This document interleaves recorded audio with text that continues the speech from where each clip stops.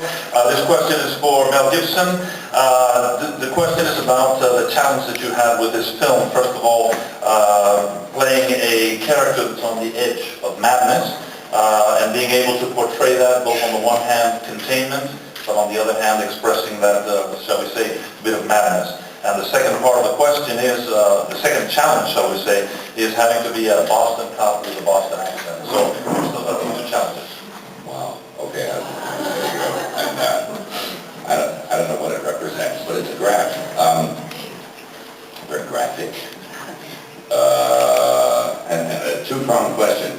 Boston thing? Well, if you go over to Boston and just socialize with these police officers and stuff, pretty soon you start to pick up the rhythms and the sounds and the attitudes that they have, the way they approach life, which is pretty dry and kind of funny, and they're tough guys, you know, they've been raised in a tough environment.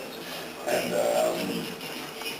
the other part of it is, you know, yeah, you're right, I played the guy like this breakdown really, but the whole time he punched himself a one-way ticket to the graveyard, but it's like, and he has things to do, but he holds it together, so it's kind of restrained, you know, he's boxed up his madness. Sorry, I'm a bad traveler, I'm just, you know, already got here, so I can't even think yet, so. All right, thank you. La segunda parte de la pregunta. Sí, for Graham King, there's a long tradition in Hollywood of talking about the dark side of corporations and lobbies and so forth. What do you think that this still has to show us, as you've shown in this film, about that dark side? Well, I think Hollywood is more smart. Just kidding. I think, you know, I think corporations all over the world may have a dark side, and for us it was showing, you know, this corporation that on the surface does very good, but underneath obviously has big issues with the way they run their business. And I think it's just part of the journey. It's particularly relevant now. Some of the corporations we've witnessed and their participation in all our economic tribulation at the moment. I think that's kind of poignant, don't you think? Thank you. Okay, siguiente pregunta. Sí, mi pregunta es una para que todavía con fuerzas para ser héroe de acción, o si ya se le ha pasado un poco el arroz para eso. Esa es la primera, y luego para el productor. Bueno, hagamos uno ya.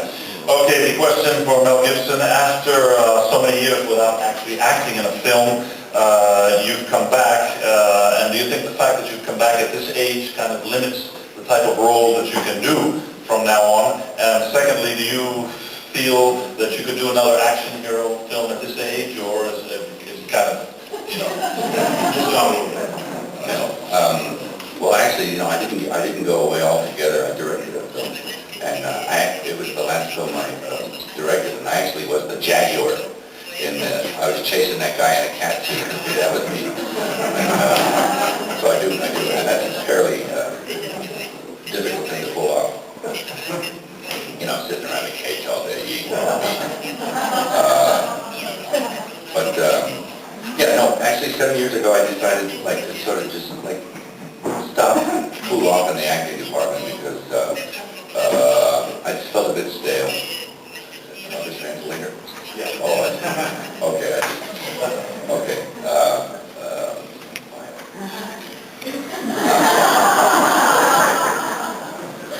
And you know, one feels stale after like, I don't know, 30 years of doing it, you get stale, so I decided to walk away. And coming back, when it felt like time to come back, this was just a really nice piece of material. It was solid, it was a good story, it was a chance to work with Graham and Mark and Rueda and in what I think is a pretty nice little thriller. So that's kind of got me back in the saddle. And, can I do action stuff? I don't know. I can still do 10 chin-ups, all right? I don't know. So, you know.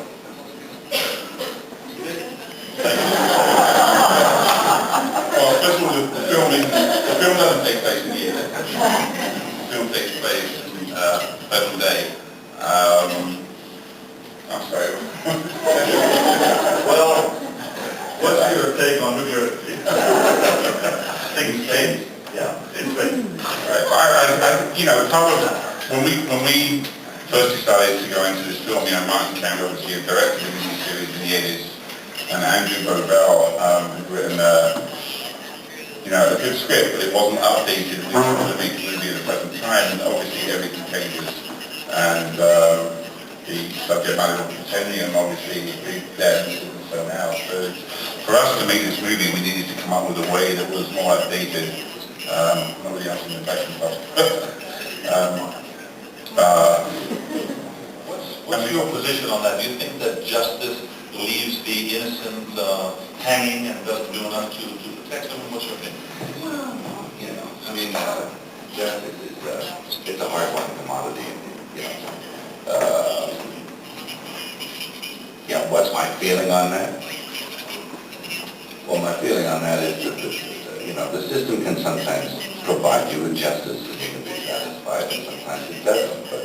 But I'm not an advocate for taking justice into your own hands. I mean, that's mostly a fantasy, but those are the vicarious workings of dramas and sort of, you know, popcorn thrillers ever since the 17th century when they used to make Jacobean tragedies. And, you know, everybody got their just desserts. Even the good guy got his just desserts, you know, even the morality tale. I mean, you have all the fun of going around and getting revenge and getting even, and then in the end, just to be responsible, you have to knock off the protagonist as well, which we've done in this. So it just reminds me of one of the 17th century kind of revenge strategies that the British, the English used to write. But they were always about the Italians, you know.